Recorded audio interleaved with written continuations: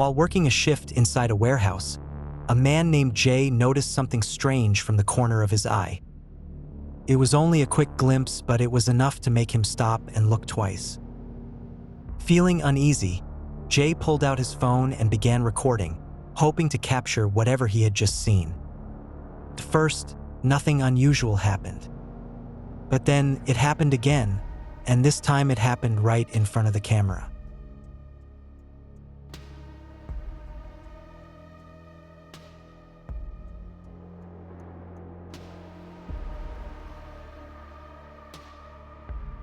In the footage, a man can be seen walking out through an open doorway.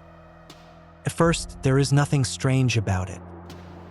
But moments later, the same man appears to return, and as he steps back through the doorway, his body seems to fade away. The farther he walks inside, the more he appears to disappear, almost like he is vanishing from reality itself.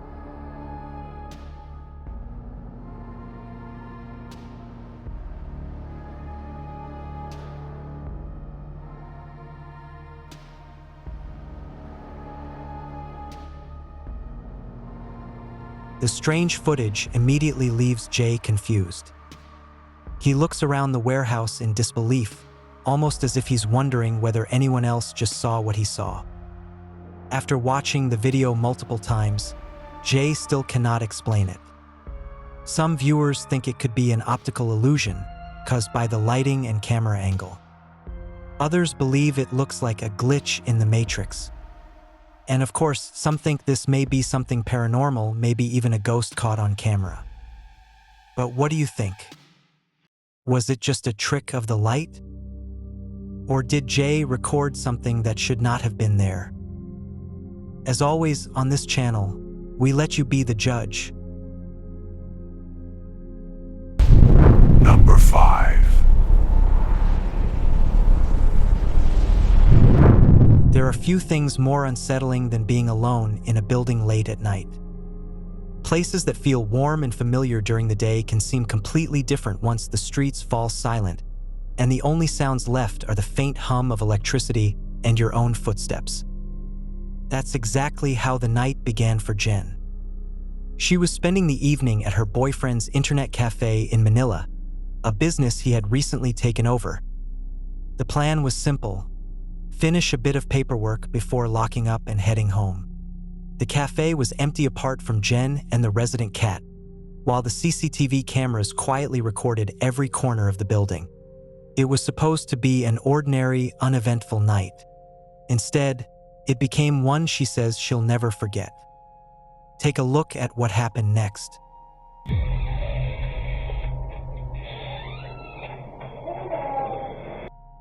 First, it was something small.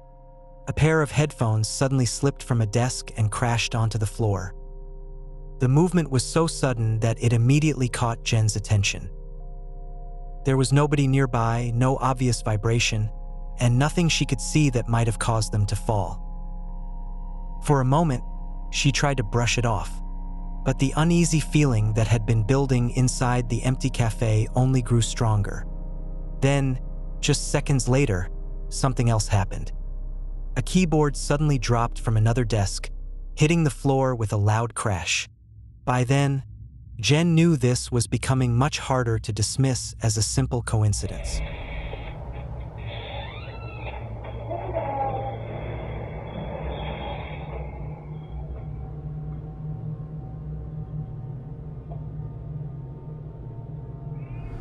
That was when the stillness broke. The accumulation of two things moving in a space where nothing should be moving was enough to push Jen past the threshold of waiting to see what came next. She got out, called a jet, and stood outside the cafe with her heart doing the thing hearts do, when the building you just ran out of is still sitting there in front of you, dark and quiet, giving nothing away. A jet talked her down from outside. She needed to go back in just long enough to collect her things and turn off the lights, and eventually she convinced herself that she could do that.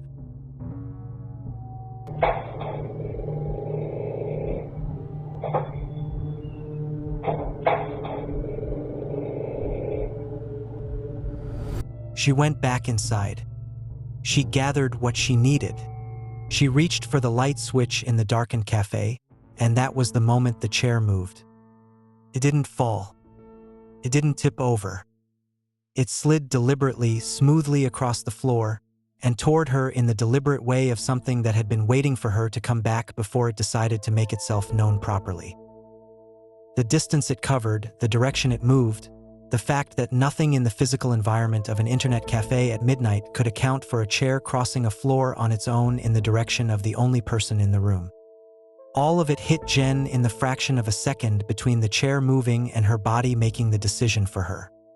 She threw her paperwork at it. She ran.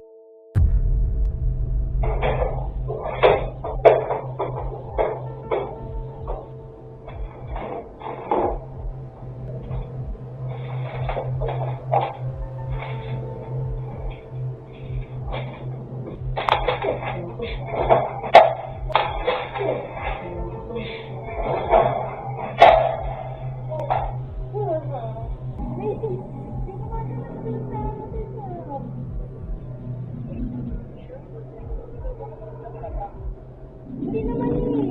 Kala ko nga si Bulag, nandito si Bulag eh. Eh, nandun naman sa kusina si Bulag dito. Nakakit naman ito. O, ata ito. Pero Xerox lang.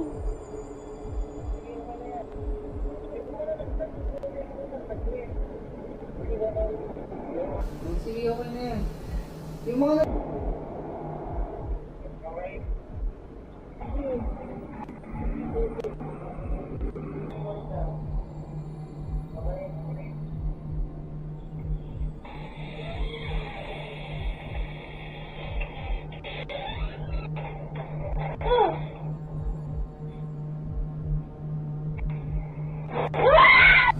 Ajit posted the CCTV footage online and asked people to watch it with an open mind. He was specific about one thing that he wanted viewers to understand before they formed their opinions. Neither he nor Jen had ever posted anything paranormal before. They had never claimed to experience anything supernatural. They were not people who had built any kind of presence or audience around this kind of content. What the cameras captured that night in their cafe was not something they had been looking for, not something they had prepared for, and not something that either of them had any framework for processing when it happened. The footage exists. The chair moved. And Jen hasn't been back to that cafe alone at night since. Whatever moved inside that cafe to this day still has never been explained. Reminder to subscribe to Big Smokeweiler for more paranormal content. Number 4. Kenneth, a man from Oklahoma, recently shared a TikTok of what he believes may be something haunting his apartment. Kenneth says he often feels a dark presence nearby, and he believes it could be the spirit of a child. His little dog also reacts to things Kenneth cannot see, suddenly becoming scared for no clear reason. Kenneth says he has seen objects move on their own a few times now, and after dealing with the strange events for a while, he finally decided to start recording whenever something strange occurred. And so far, what he's captured isn't easy to explain. I swear to God, that thing is moving. Watch that, babe. Is that moving? Ooh! Holy shit.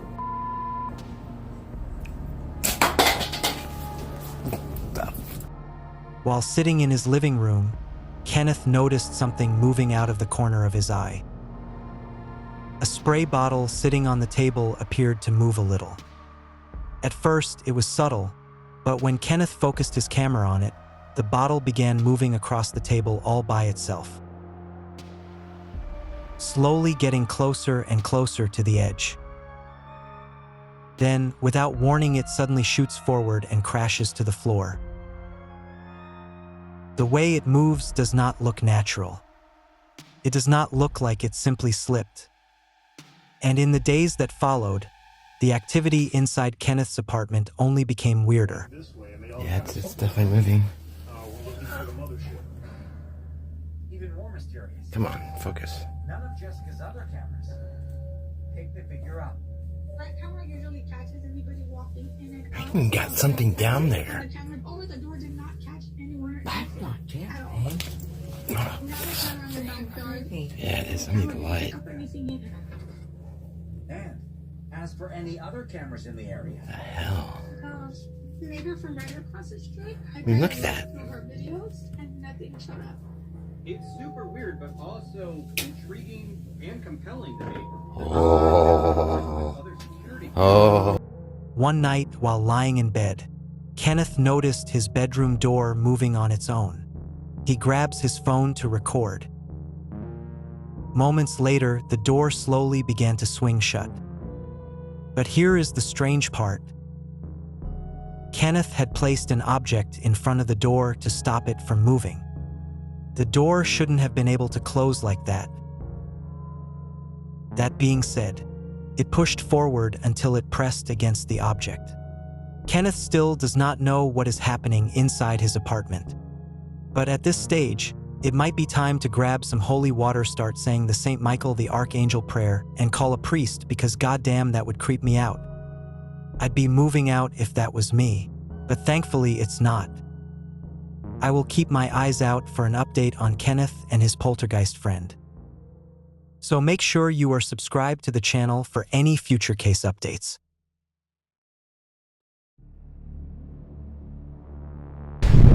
Number 3.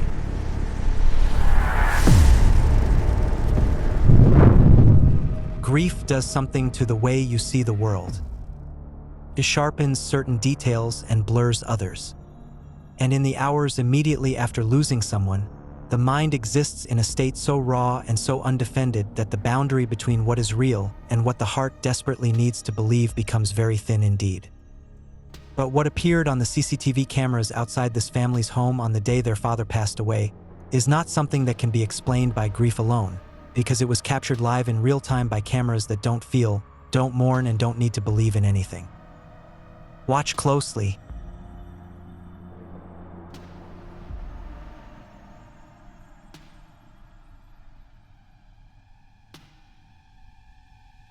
The father passed away inside the house. The cameras mounted outside continued running the way cameras do.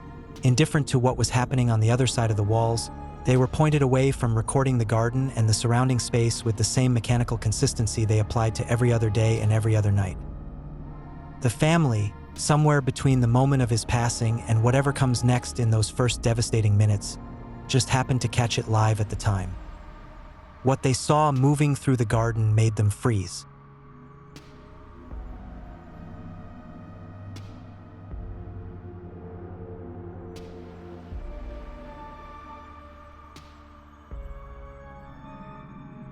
A white misty figure, defined enough to be unmistakably a presence rather than a trick of light or a shift in the camera's exposure, moved through the outdoor space in the footage captured, not even 30 minutes after their father drew his last breath inside that house.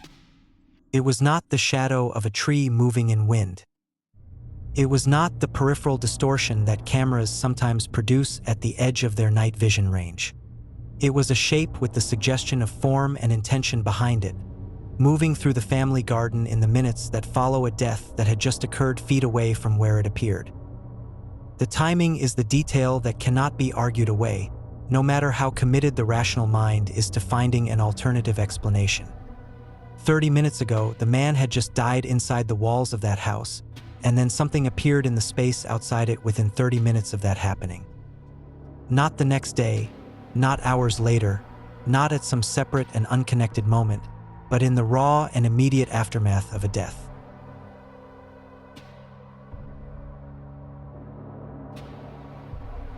Families who lose someone often describe a moment in the hours immediately after where something shifts in the space around them. A sound, a movement, a sensation that they cannot explain but that arrives with a specific quality of something meant for them rather than something random. This family did not have a feeling. They did not have a sensation. They had footage timestamped captured live on a camera that was running before their father died and kept running after. And in that footage, something moved through their garden in the window of time that sits between a life ending and the rest of the world catching up to the fact that it has. Whatever walks through gardens in the 30 minutes after someone leaves a house for the last time, the cameras caught it, and this family watched it happen live. Whether that figure was connected to the family's loss or simply an impossible coincidence, the final judgment on what it truly was is up to you.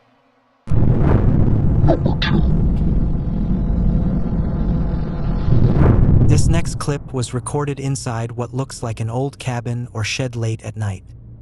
A single light shines through the darkness just enough to reveal a worn wooden door with peeling paint. The person holding the phone does not seem to be searching for anything paranormal. But then something near the top of the door frame catches their attention, and it is enough to make anyone uncomfortable.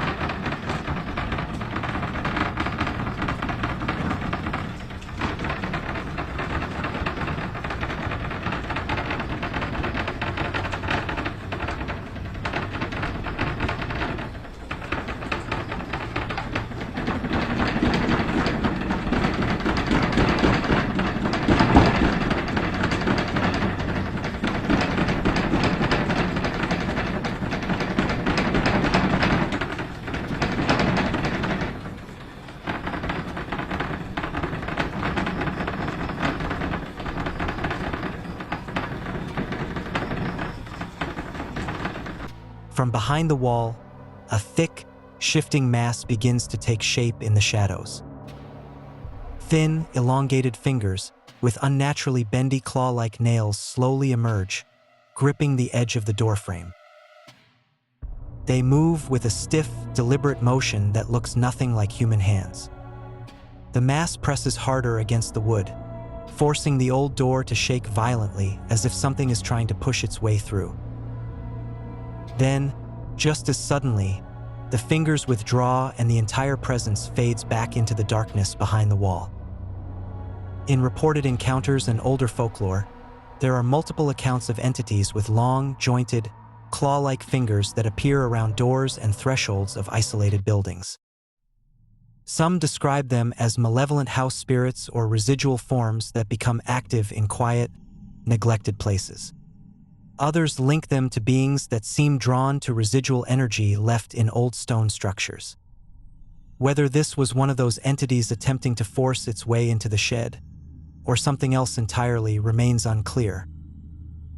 What do you think was really behind that door that night?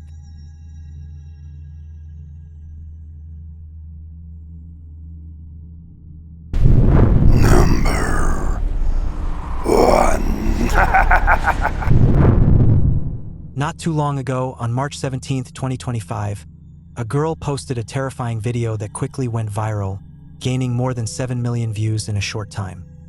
In the footage, the girl is with a large group of friends on a trip through the mountains and forests of the Philippines. At around 5 a.m., 2 girls stopped for a while to take photos and ended up falling behind the rest of the group. But when they finished and started running to catch up with their friends, something terrifying appeared behind them.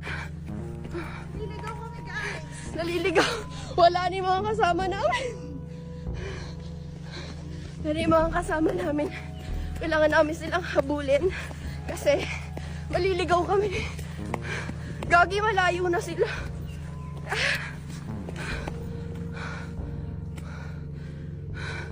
Wala na.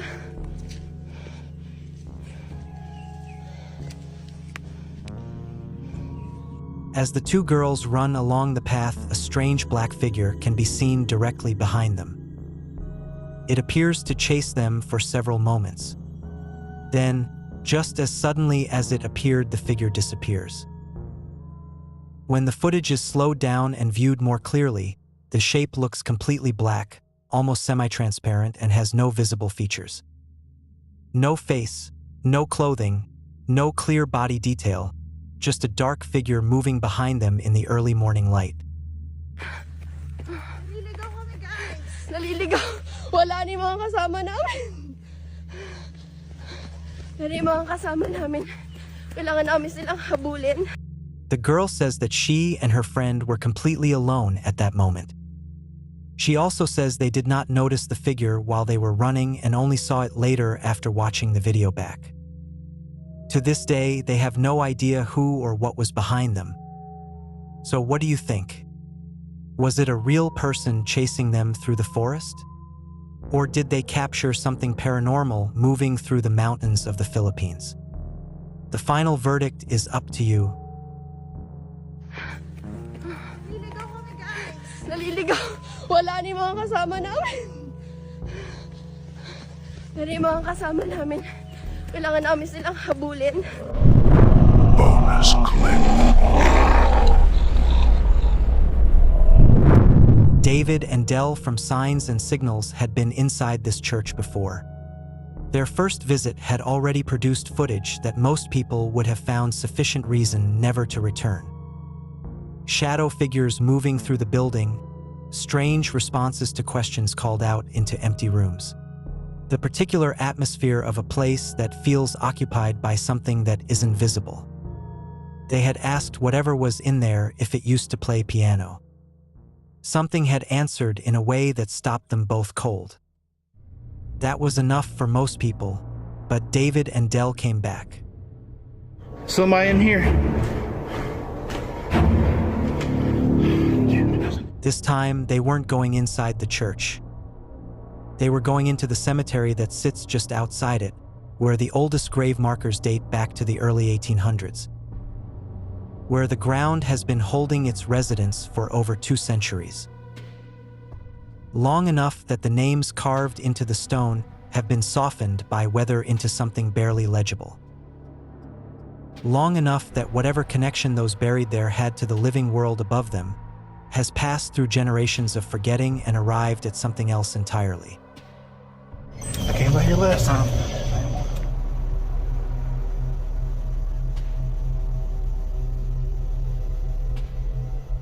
The graveyard was quiet when they entered, the kind of quiet that old cemeteries produce at night that is different from the quiet of other outdoor spaces. Denser, more deliberate, as if the air itself is paying attention to the people who have come into it. Nothing moved. Nothing answered the initial sweep of their equipment and their calls into the dark. The 2 men decided to split up, moving into different sections of the cemetery alone, and that was when the night stopped being quiet. There's like a opening back there. Hold on.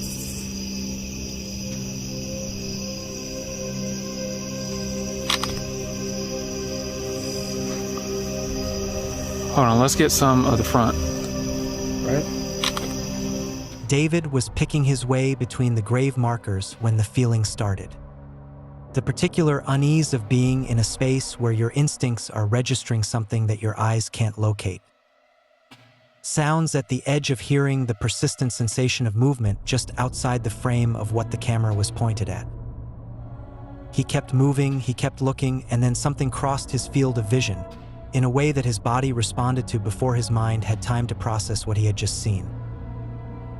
A dark shape darted through the air, not drifting, not sliding, but moving with the sudden and purposeful speed of something that knows exactly where it is going and wants to get there before it can be properly seen. It crossed the space between the gravestones and disappeared into a bush at the edge of the path, and David was moving toward it before the image had fully resolved itself in his brain. Calling out to Dell, trying to describe something that language was not quite equipped to handle. He checked the bush. He checked around it, under it, inside it. There was no animal, no bird that had landed and settled somewhere inside the branches, no insect large enough to account for the size and the speed of what had crossed that path a moment earlier. Nothing that belonged to the living world was hiding in or around that bush, and then Dell saw it. Partially hidden by the growth around it, pressed close enough to the roots of the bush that it had been invisible from any angle other than the one Dell happened to be standing at. A tombstone, old-worn smooth in places by the weather of nearly 2 centuries. The date carved into it read 1842.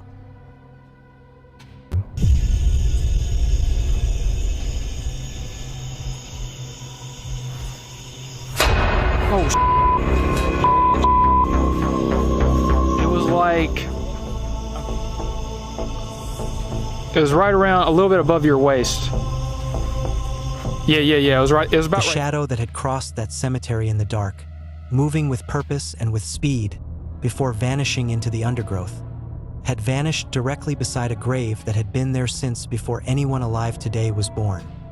Not near it, not in the general vicinity of it, beside it at the base of the stone in the specific spot where something returning to its own resting place would go. Whether what David and Dell captured moving through that cemetery was something ordinary that happened to disappear in an extraordinary location, or whether it was something that has been lying under that stone since 1842 and simply decided to take a walk on the night 2 men came looking. The footage doesn't say, it just shows what crossed that path, where it went and what was waiting there in the dark when it arrived. David and Dell left that cemetery with more questions than answers. You need people like me. You need people like me so you can point your fingers and say, that's the bad guy. I thank the Lord for my many blessings. Excuse me. Who are you? My name is Jeff.